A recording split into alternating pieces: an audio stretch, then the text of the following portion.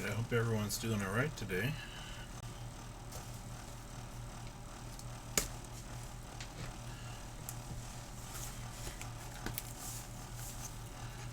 Did you have any questions on section 8.6?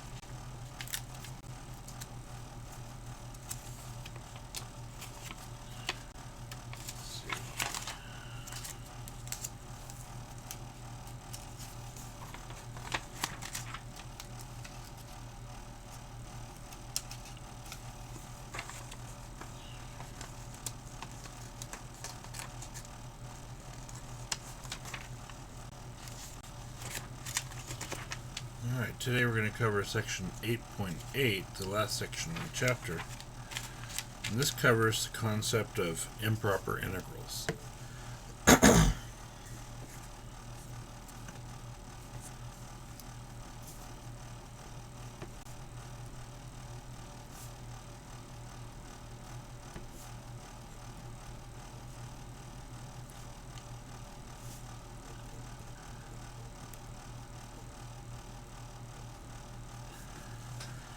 Okay, now we start off, we want to define what an improper integral is, and so we would say an integral is improper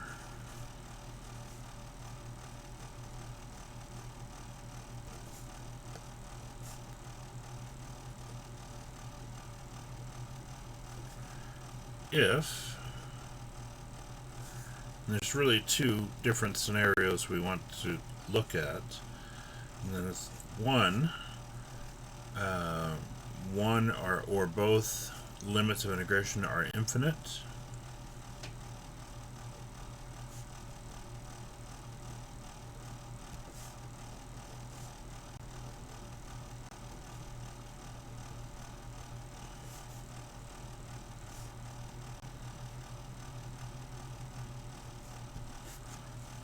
or two, the function being integrated is discontinuous at some point between and including the limits of integration.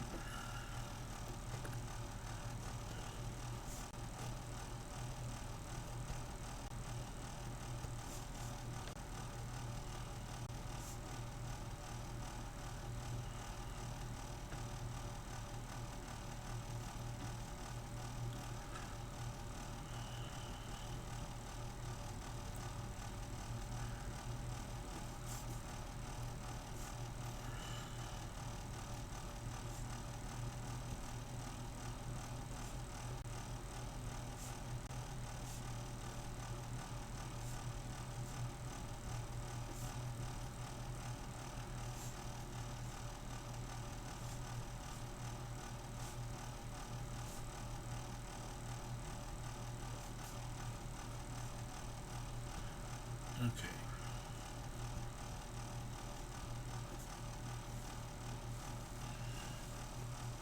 So, just to write that out in a little more detail, the function being integrated is discontinuous on a less than or equal to x less than or equal to b, where a and b are the limits of integration.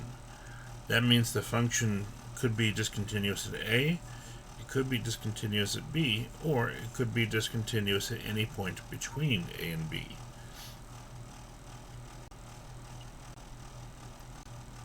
So in both of these scenarios, the integral will be considered improper. It doesn't mean that we won't be able to correctly evaluate the integral, although in some cases we won't be able to arrive at a solution. It means we'll have to take a slightly different approach to solving these, which is to use a limit, especially in the case where we have infinity as a limit of integration.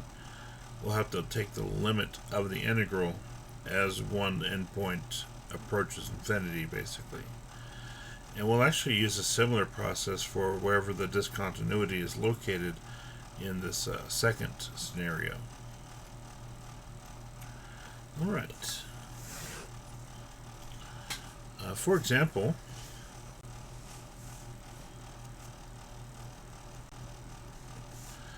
the integral of 1 over x from 0 to 1,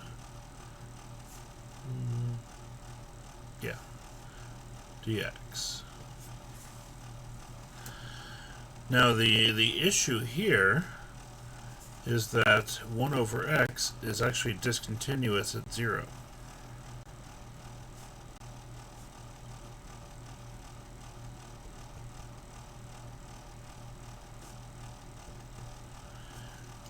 Which typically when we say discontinuous here, it means that we have a rational expression and the denominator is basically 0 in this case.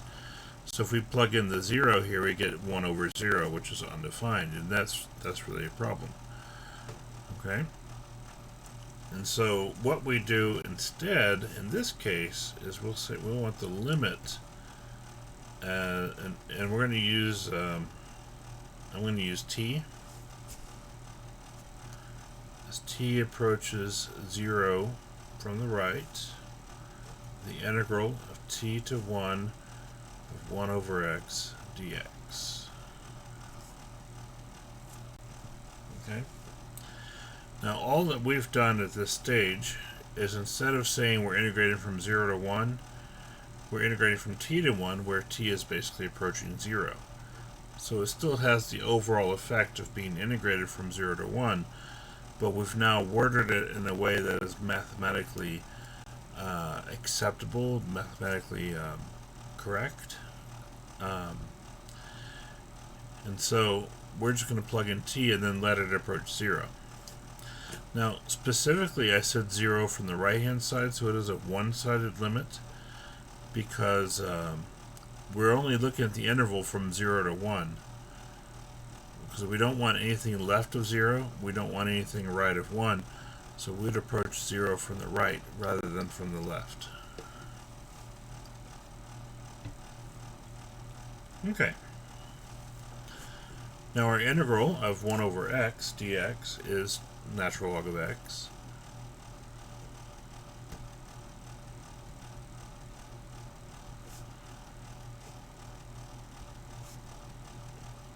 From t to 1,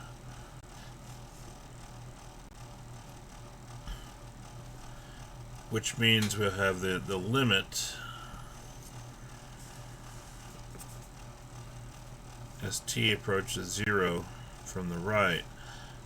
We'll have natural log of 1 minus natural log of t once we substitute in those endpoints.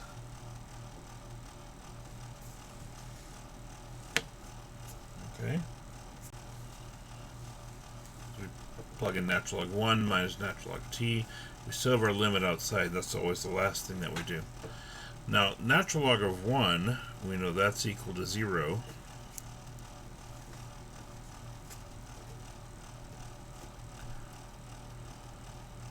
So that's 0. So we have the limit as t approaches 0 from the right, and we just have negative natural log t now. So the question is, what is that limit? Well, this is where it's nice to be familiar with the graph of the log function in this case. And let me draw that over here. Here's 1, 0.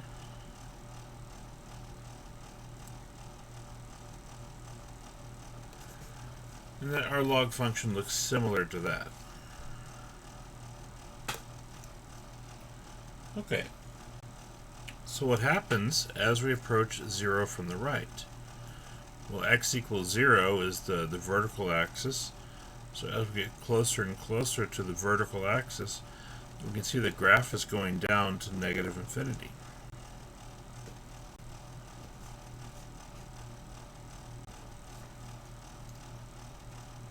So if we have negative natural log of t, then it's minus, and then minus infinity, because that's what we're getting here. And so our limit is positive infinity. Okay.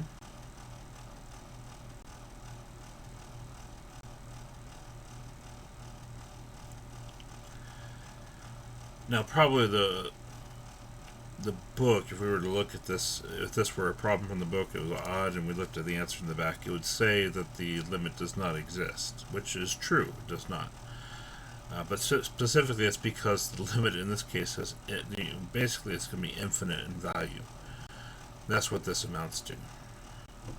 Let's look at this area that we're finding, because remember that the definite integral is basically an area under a curve, going back to what we covered at the beginning of chapter 7.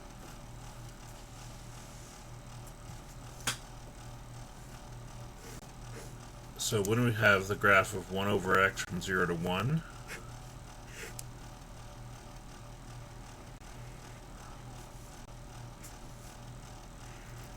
here's our graph of 1 over x, but we're interested in 0 to 1, where we're basically looking at this area under the curve. But notice that the 1 over x curve keeps going up to infinity at 0.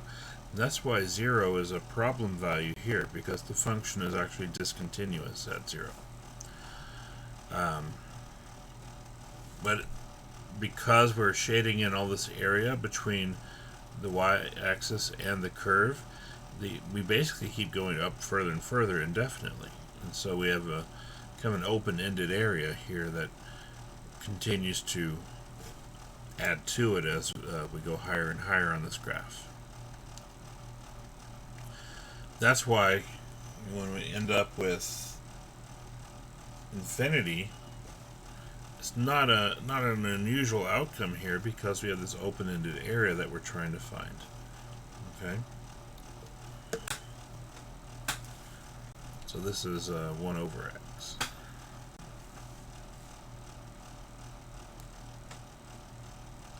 So in this particular section, this is where it really helps to be familiar somewhat with the graphs, or at least we're able to make basic sketches of some of these different functions, because it gives us a lot of context, I think, for what is actually happening here. We see in our graph here, this is the original integral, is the area from 0 to 1 under this curve. Because it's open-ended, we know that there could potentially be an issue here where it ends up being infinite or does not exist. Okay, which is exactly what happened.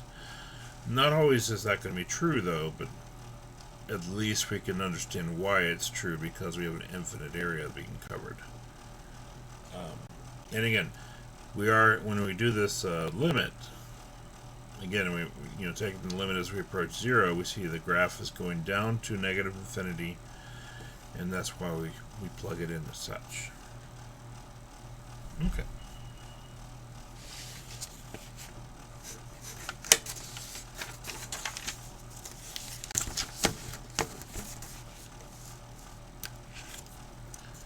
Next example, with the limit from 1 to infinity of 1 over x squared dx. Now this one we know is improper, because we have an infinity as one of our limits of integration.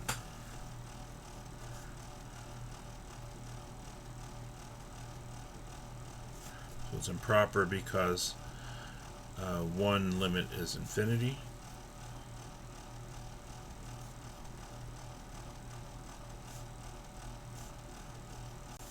Okay. But again, let's look at our graph.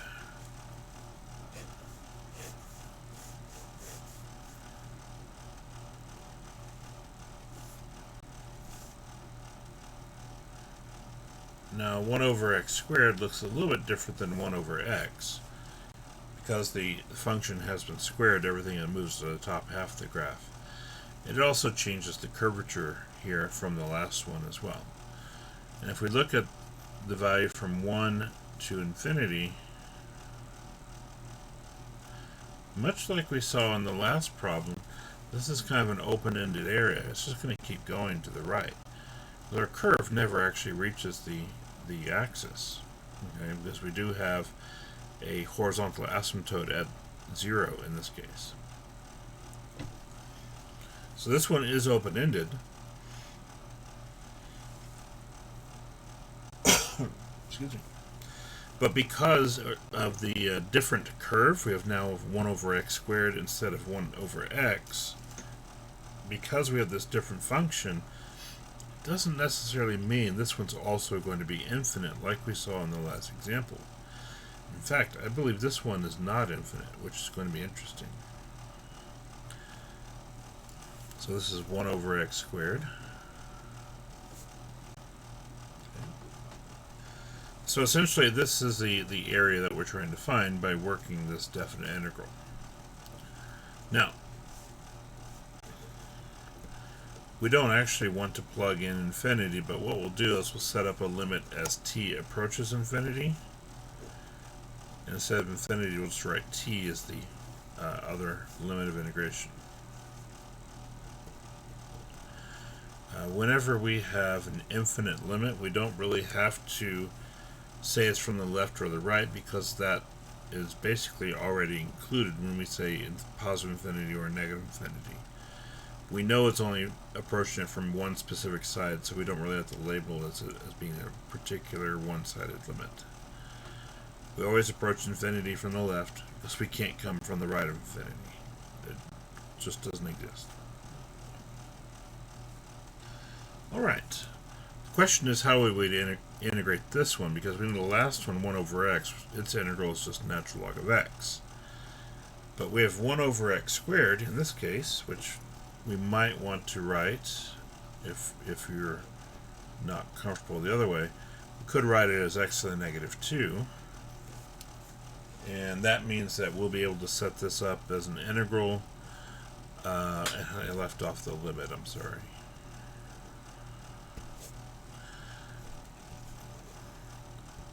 So continuing, integrating x to the negative 2, that would be x to the negative 1 over negative 1.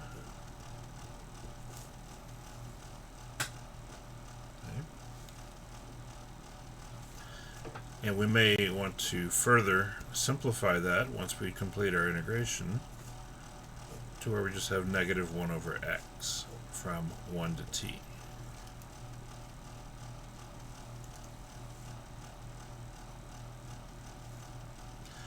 From here, if we plug in the limits of integration, plug in our t first, that means we'll have negative 1 over t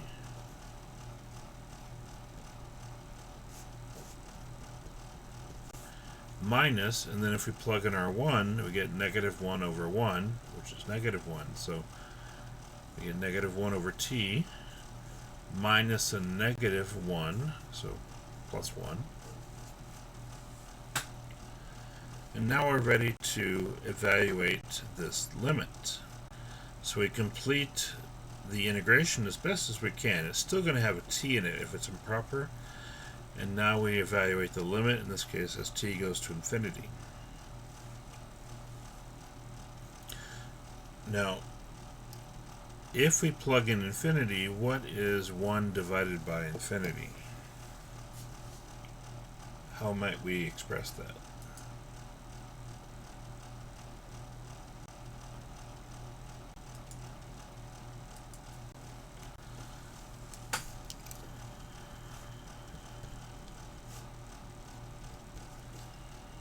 Well, negative 1 over infinity goes to 0.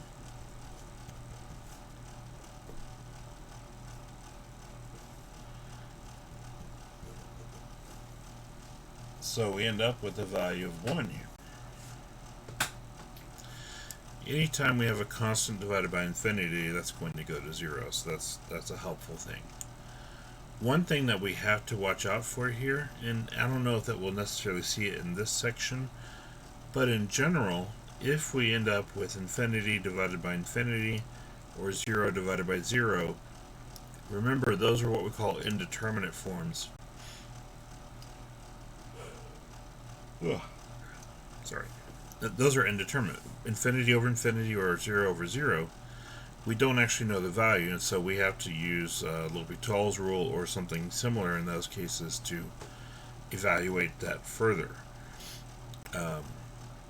We haven't got anything like that yet. We've just had 1 over infinity, or we had to look at the graph in the other case, which are pretty straightforward. The other indeterminate forms, remember, are infinity minus infinity. We're not for sure if that's 0 or not. Just depends on the scenario. Or if we have 1 raised to the infinity, or if we have infinity raised to the 0 power. All of those are considered indeterminate. Anyway. And that's why we include the limit, because if we do end up with some kind of indeterminate form, that means we'll be able to apply L'Hopital's rule once we get it to the necessary format, and then be able to simplify from there and actually find the limit eventually.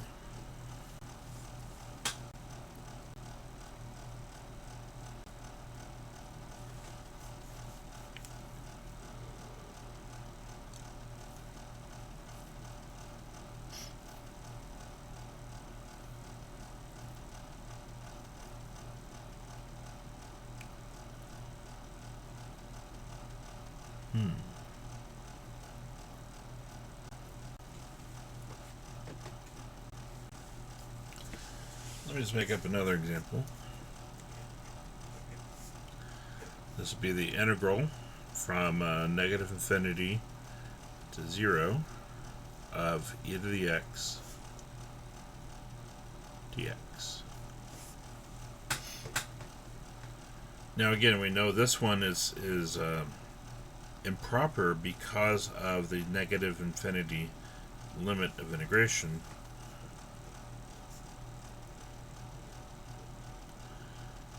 Now, you don't have to write down why it's improper each time, as long as you recognize what it is. I'm just writing it down now so that you can kind of see the justification that we're using.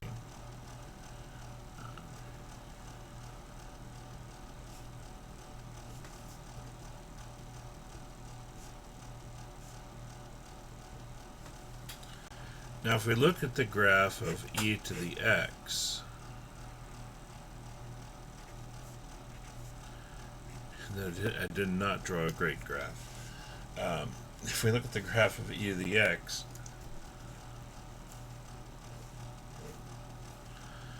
we're trying to find the area from negative infinity up to 0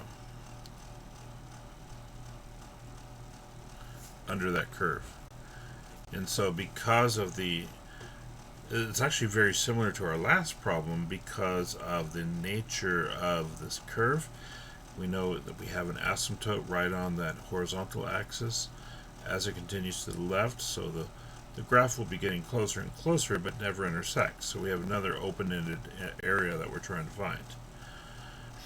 As you might imagine, that's kind of the hallmark for this kind of problem.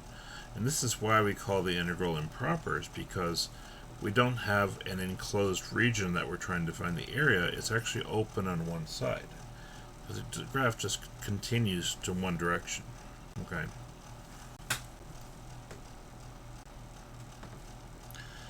Right.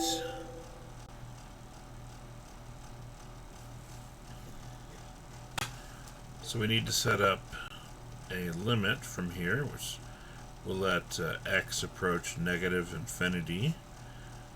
And we have the integral from, actually, let's say t, I'm sorry. We'll go from t to 0 of e to the x dx. We don't want to use the same variable here that we're using here. It's not that we can't, it's just not proper math etiquette, I guess. We never want to use one variable here and then integrate it with itself. we would prefer to use a separate variable for that. So you'll notice that I like to use t for this. Don't know what the book does, but it's a similar concept. They use a, from what I can tell. So, but I mean, it doesn't really matter what letter we use as long as we're, you know, plugging it in properly. It's the main thing. Okay. Now we know the integral of e to the x is e to the x.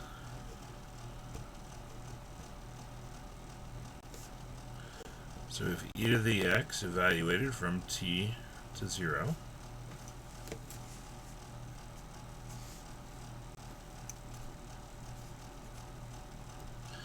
and if we go ahead and plug in those limits, we get e to the 0, which is 1, minus e to the t.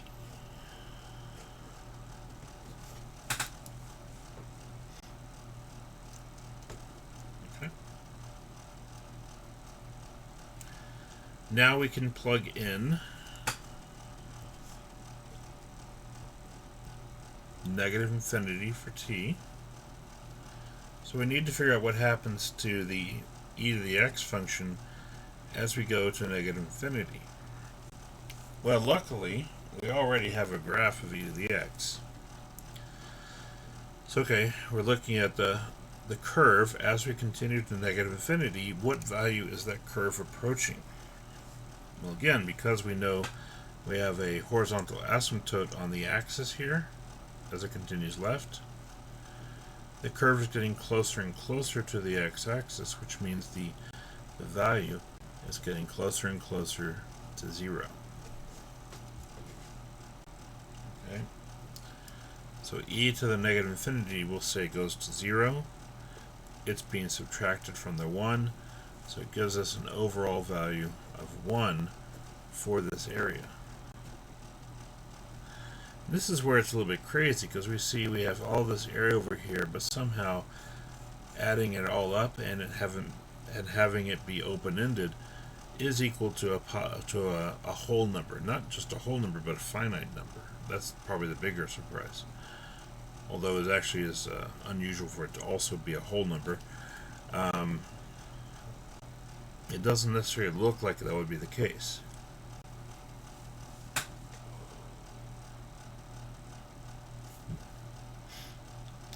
And we saw the same thing happen for 1 over x squared right here. You know, we have this open-ended area, but somehow it comes out to be a whole number value.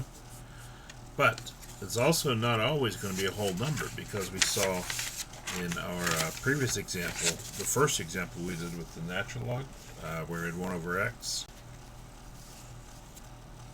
We were calculating this area, and it actually turned out to be infinite in this case. So really it's a question of how large is large enough. It just depends on the function.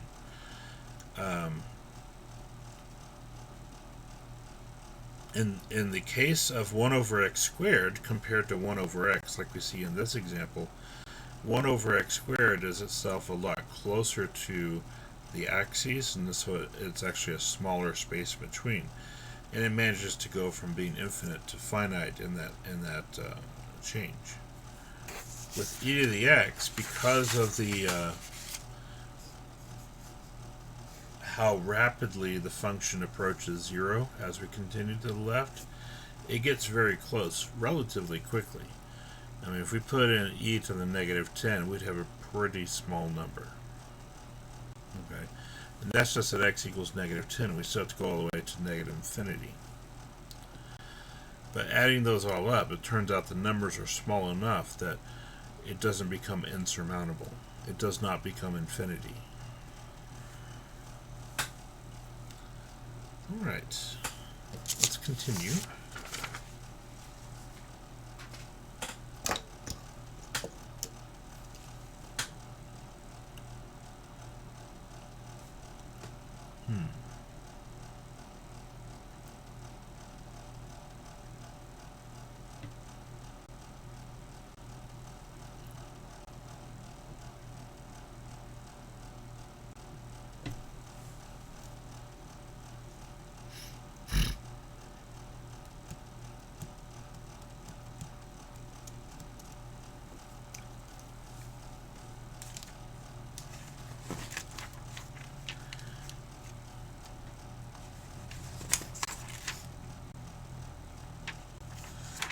one thing that you'll notice as we look at these problems is that we will have to use some of the different techniques that we learned in Chapter 7 and Chapter 8.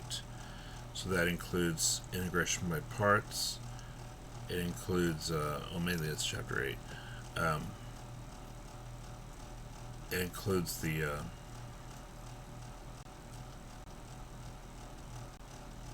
actually it might not include the other stuff, but definitely I'm looking at these problems in the textbook. It has integration by parts present here for sure. I'm not necessarily going to give you a whole lot of those, and I'm not necessarily going to give you that type of problem on the exam, but it's something that we want to be aware of, that it could potentially be one of these other types of problems. If we look at this is 26 on page 579.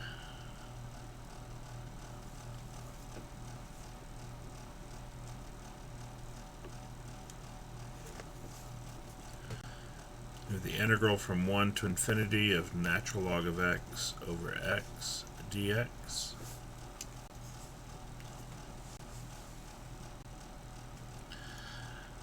In this case,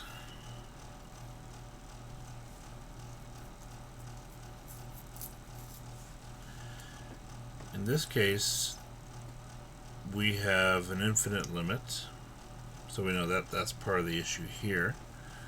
That's why it's improper.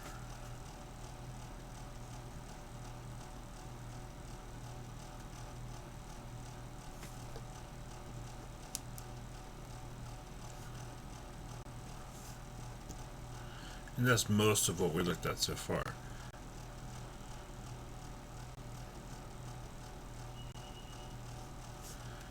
This is a little bit trickier graph, and if you don't know what this looks like necessarily, that's okay.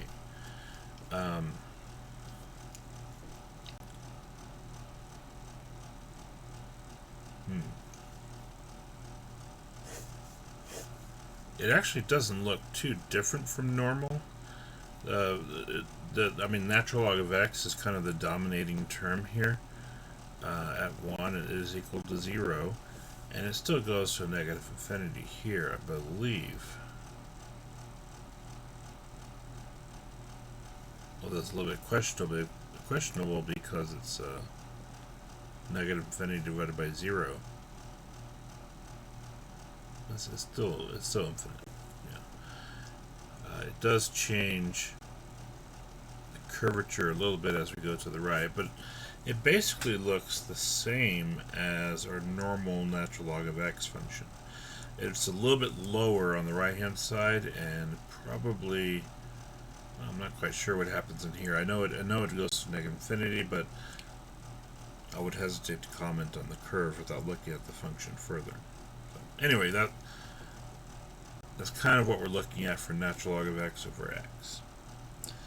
The problem is, because we have natural log as part of our integral, we will have to use an integration by parts anytime we have a logarithm in the integration.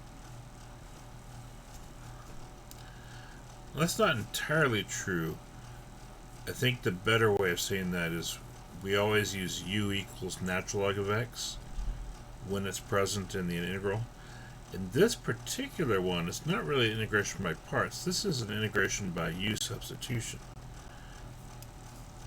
Because if we let u equals natural log of x, we know the derivative of natural log of x is 1 over x dx, which is the other part that we see here, 1 over x dx. So this is just u times du when we look at these two things.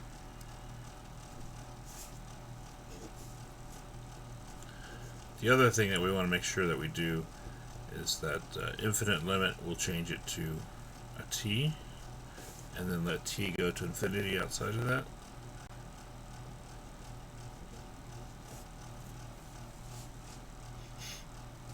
And we have u times du inside.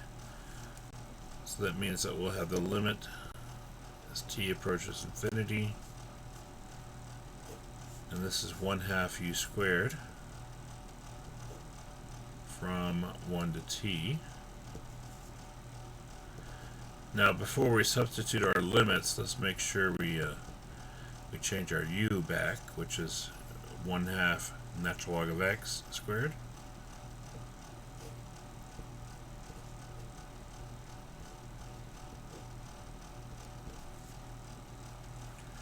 Now,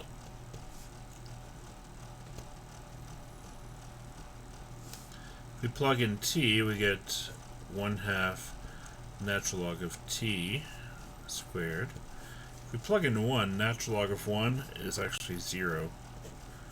So we can zero out that entire term.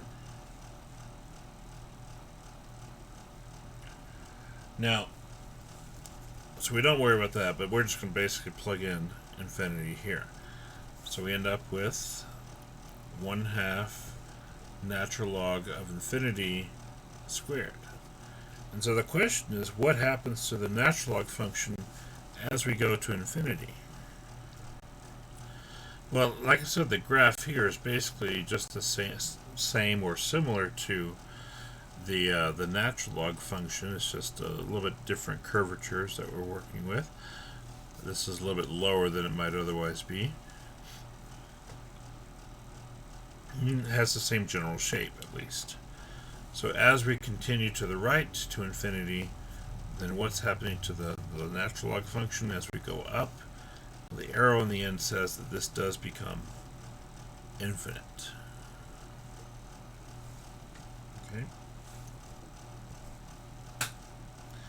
Therefore, we say that the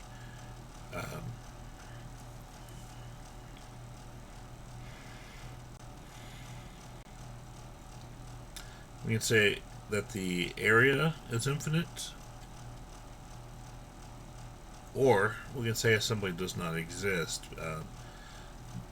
Again, the book may use does not exist instead. If so, you might want to try that instead of saying it goes to infinity. But it really means the same thing.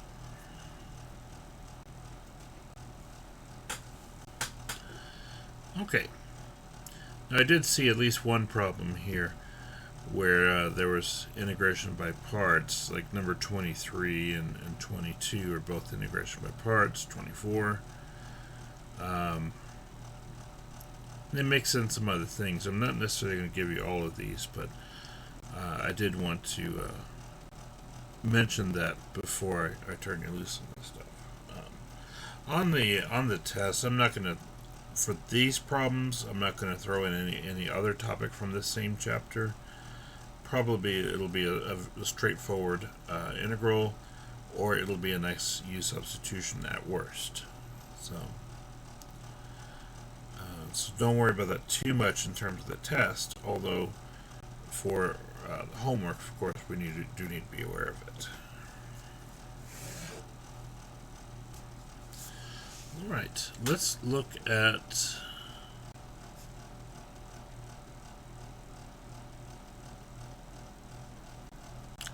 that one looks crazy.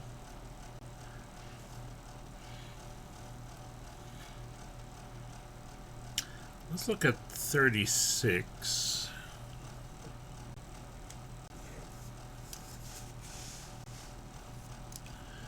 Where we have the integral from 0 to 8 of 3 over the square root of 8 minus x dx.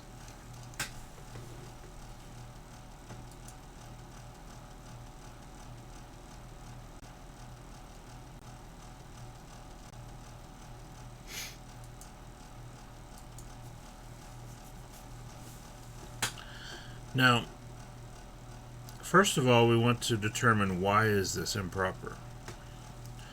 Now, neither our limits are infinite in this case, so that means the other possibility is that this function that we're trying to integrate is discontinuous for some value between, or maybe at one of the endpoints. Now, in fact, if we plug in the x equals 8, 8 minus 8 would give us 0, and we have something divided by 0, which is discontinuous. So this is discontinuous at 8. That's why it's improper.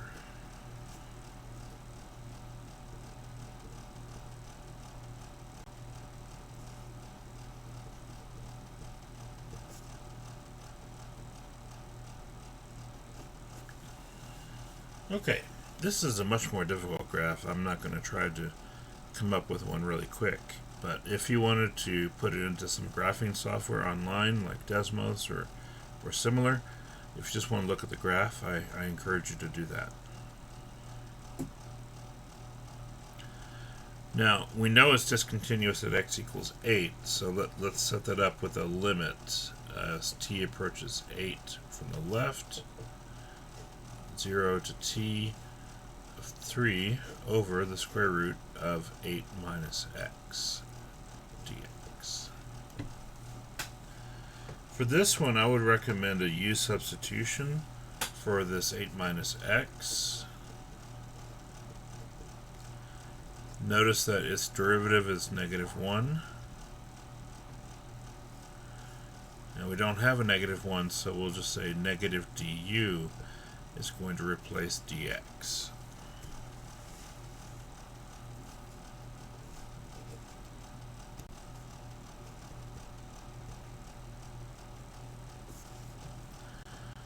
So we have integral 0 to t.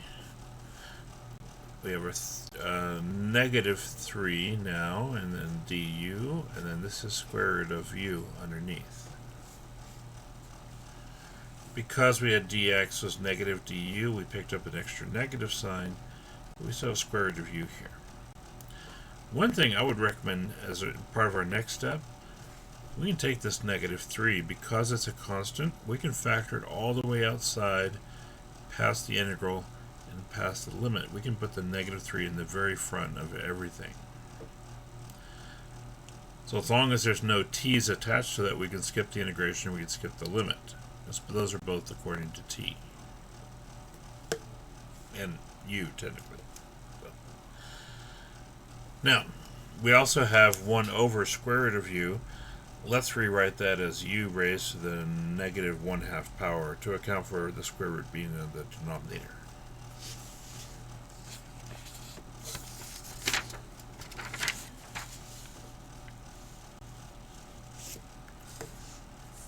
So let's see, we have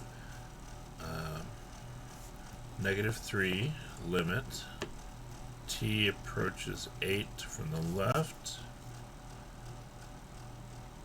and we still have 0 to t u to the -1/2 du inside. Anytime we pick up additional constants, either from integration or just parts of the original integral, I would suggest that we just factor them out of the entire thing and just worry about them later. Because if we can move all the constants out of this, it's one less thing to worry about.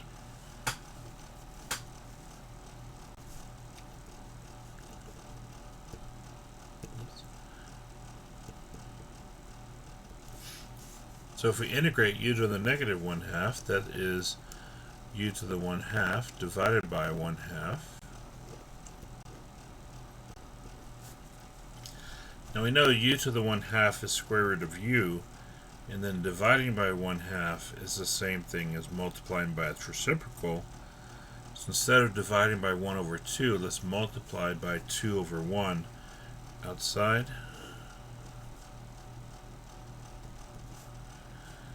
And so that will give us a -6 on the outside.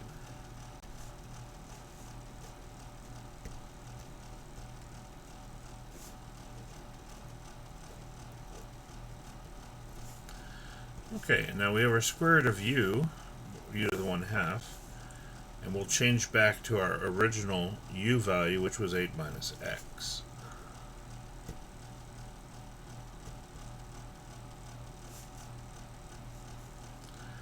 That's infinity.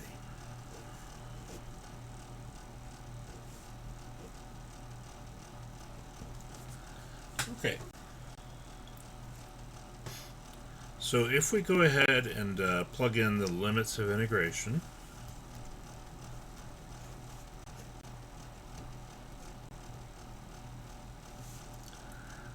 that's going to give us the square root of 8 minus t minus the square root of 8 minus 0, which 8 minus 0 is 8. So we just have square root of 8. that is, in fact, a t. Okay.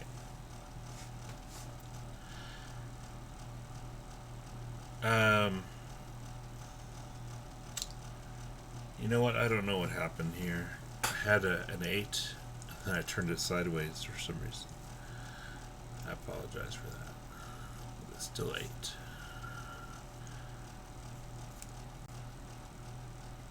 Anyway. If we evaluate t approaches 8 from the left, we get 8 minus 8 under our square root, so square root of 0. And the square root of 0 is actually just 0. So we end up with negative 6 times negative square root of 8. Generally speaking, we would not like to leave it like that. 8 can be simplified, and we have the two negatives, of course. So we think of 8 being 4 times 2. That means we'll have 2 root 2, taking out the square root of 4. And so we end up with a value of 12 times root 2. And so that's the value of our improper integral this time. So what we're seeing is that sometimes these work out to be whole numbers or real numbers, and sometimes they work out to be undefined and therefore do not exist, or they're infinite. Okay. So that's really the two different scenarios we expect to happen. We either get an actual value for the integration, or it comes out to be infinity or does not exist, something like that. Okay.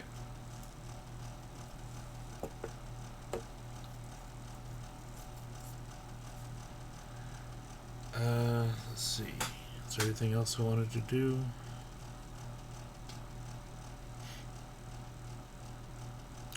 There is something else I wanted to do. If I can find one.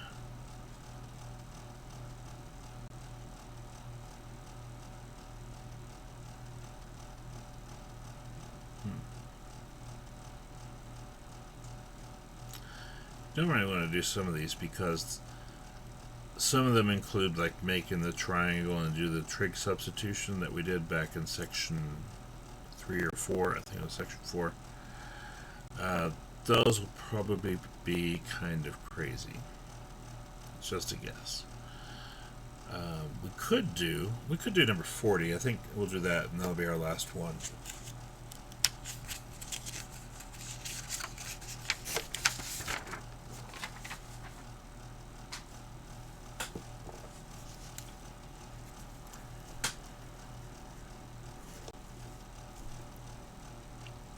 Now for 40, we have the integral from 0 to pi over 2 of secant theta d theta.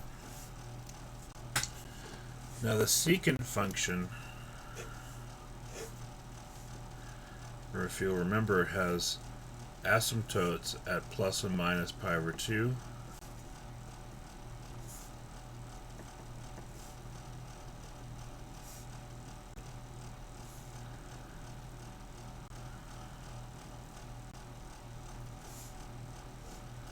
And again at 3 pi over 2.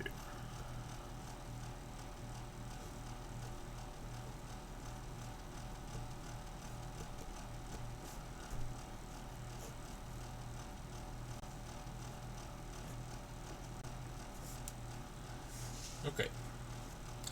And again, because it's one of our basic trig function, we know the pattern is just going to repeat indefinitely as we keep going. Now, in particular, we're interested in this interval from 0 to pi over 2, which we can see is right here.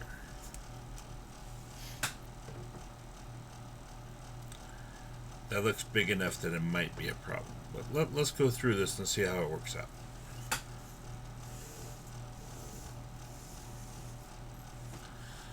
Okay, that's our graph of secant theta. Just wanted to provide some context. So we can see the problem lies at pi over 2, that limit, because it's actually an asymptote for secant theta. So when we set up our integral, let's do the limit as t approaches pi over 2 from the left of the integral from 0 to t of secant theta d theta.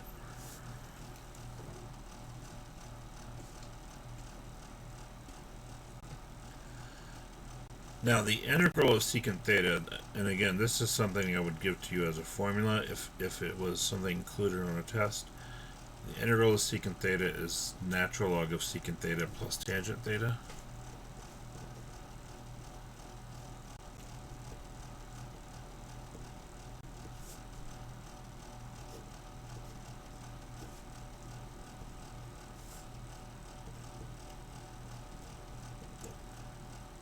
From 0 to t.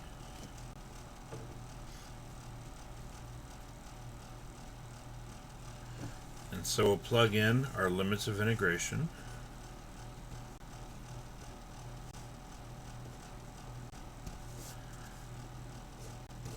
If we plug in the t first, we get natural log of secant t plus tangent t, as we expect, minus, and then the natural log of secant 0 plus tangent 0. I made that a theta for some reason. Okay. Now, if we can see from the graph, secant of 0 is actually 1, and tangent of 0 is 0. So we end up with the natural log of 1, which is 0. Okay, so all that does is it means we just have a 0 for the second half of that, but we still have natural log of secant t and tangent t. Now, for secant of pi over 2 from the left, well, as we approach pi over 2 from the left, looks like the graph's going up to infinity. And what about tangent of pi over 2 from the left? Well, let's look at the graph of tangent as well.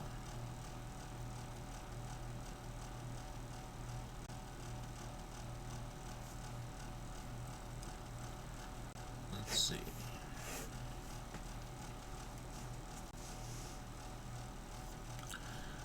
So tangent is going to have asymptotes at pi over 2.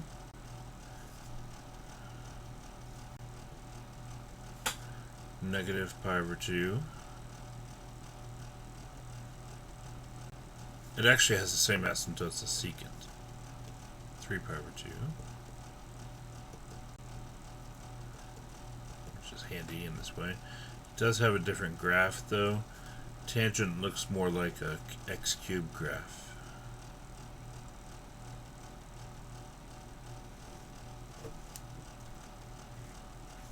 Okay. So as we approach pi over 2 from the left, also going up to infinity,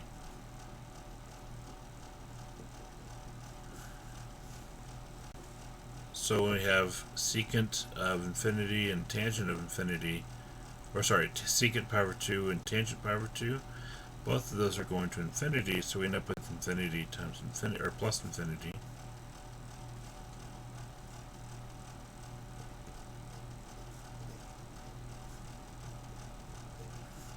So natural log. Now, if we have two infinite numbers and we're adding them together, we can confirm that's infinite. If they're being subtracted, we don't necessarily know. That subtraction is the indeterminate case, but addition is fine. An infinitely large number plus another infinitely large number is still infinitely large.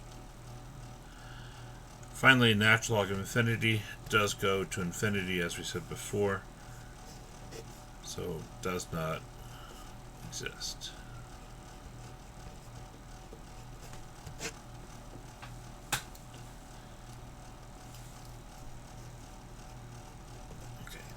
That's the graph of tangent. All right. So our improper integrals can occur one of two ways. Either we have an infinite limit of integration, or one of our endpoints is discontinuous, or some point in between the two endpoints. It's discontinuous. And so we've seen several problems of both types. Hopefully that's pretty informative. So for our that wraps up chapter 8. So for our review, if we go into Files section of Canvas, before class today I uploaded a review for chapter 8.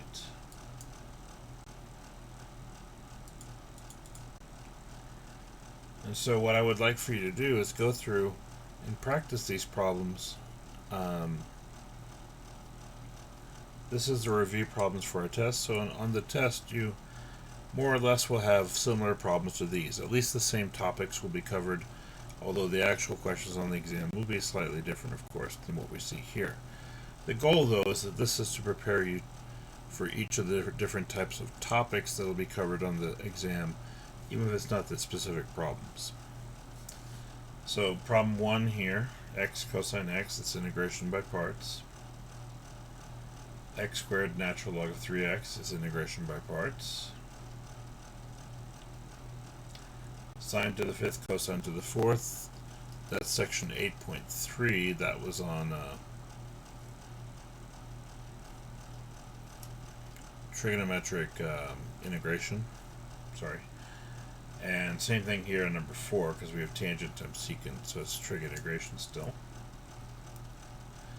Number 5, this is a trig substitution, so you notice we have the square root of x squared plus 9, so I would say construct a triangle, a right triangle with that as one of the three sides, and go from there, similar to how we did at the material before. 6 is the same type of problem. And 7 is the same type of problem. Yeah, so just 5, 6, and 7 are all section 8.4 on the trig substitution. 8 and 9 are both partial fractions problems, which we talked about last time. We have to factor the denominator and split this up into a over one factor plus b over the other factor, and then solve for a and b, then factor this, separate this out, and then integrate each part separately to complete the integration. 9 is similar, except we already gave you the factorization for the denominator. It is a little bit more involved with the x squared plus 4 term, which means it's not just a over that factor. 10 is on our approximations that we did last time. I guess it was last Thursday that we did the partial fractions, and then we did the approximations on Tuesday this week. And actually, I went ahead and gave you the actual value for this integral, well, approximately. But like we did in that last example on Tuesday, I want you to use both the trapezoid rule and Simpson's rule to calculate the value of this integral from 0 to 2 of sine of x squared. And you have both rules listed there, as you see. 11 and 12 are both improper integrals. This one has an infinity as one endpoint. This one has a discontinuity because if we have x equals 1 here, that makes it 4 divided by 0, so it's the 1 that's causing that problem. And that's the end of the review. Probably on the actual exam I'll include some kind of extra credit question, but we'll see where that goes. You'll notice that I fixed your grades in the grade book because it wasn't showing up the way I had hoped.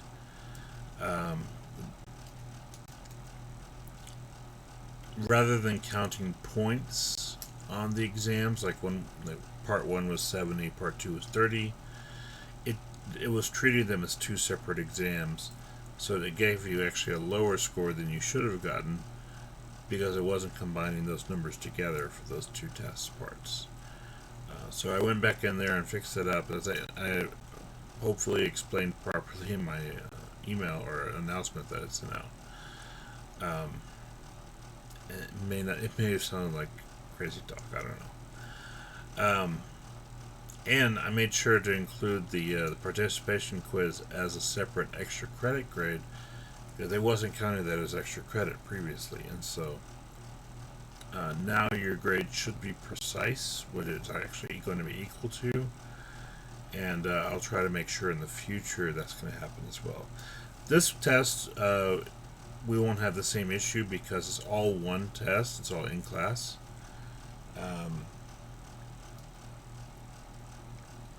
It does have 12 questions, so it's a little bit longer than the last one, so I'll probably give you a little bit more time as far as the time limit goes. I might give you as much as 3 hours, I think, to do this, but again, it's going to be necessary to prepare and to make sure you're ready to go for the test, and that you've done the review problems and you have a good understanding of this stuff. So I don't have any additional homework from this last section we just worked, but we do have 2 problems from this review that you could practice on as well. On Tuesday, I will go over the review problems on this review that I just handed out or uploaded. I didn't really hand out. But we'll spend that time on Tuesday going over that, and then Tuesday will be kind of saved for our exam, which that means that we won't have class next Thursday. Instead, we'll have a window from Tuesday next week to Monday the following week where you can take your exam anytime in between.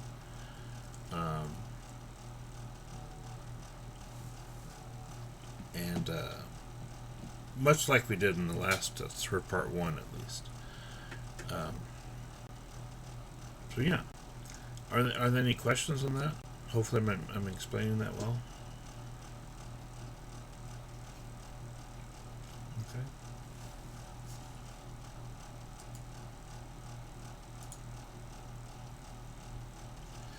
Anyway, so we'll stop there today. A little earlier than usual, but we don't have anything else new to cover.